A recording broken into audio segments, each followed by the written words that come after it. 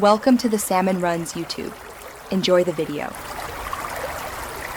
To play local multiplayer in Halo Infinite, gather 2 controllers and 2 Xbox profiles. Local split screen requires signed-in accounts. This guide assumes an Xbox Series X, Series S, or Xbox One. PC lacks official split screen support. Sync both controllers via the console Bluetooth or USB, and confirm each controller is assigned to a profile. Update the game and allow any 1 to 5 GB patch downloads. Keep at least 40 GB free for future map packs.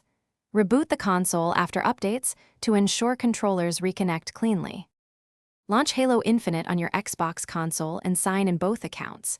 When the main menu appears, press on the second controller to join. The game will split the screen automatically and create a 2-player local lobby. Do not close the first profile or the second will drop. For campaign co-op, select campaign then join session or start mission. For local multiplayer, choose multiplayer then custom game and set team sizes, round time, and score limit. Confirm settings, then press start to load the map with split screen active. Once in game, remember split screen reduces rendering workload and may lower frame rates compared with single player. Set display to 16:9 and use the in-game HUD scale to avoid overlap.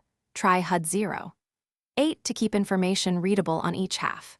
Play on a TV set to get 60 Hz output when available, and prefer wired Ethernet for any online features or matchmaking. Adjust brightness to about 50% and reduce motion blur and film grain for clearer targets. If performance is unstable, close background apps and restart the match. Thanks for watching. Consider subscribing if we helped you.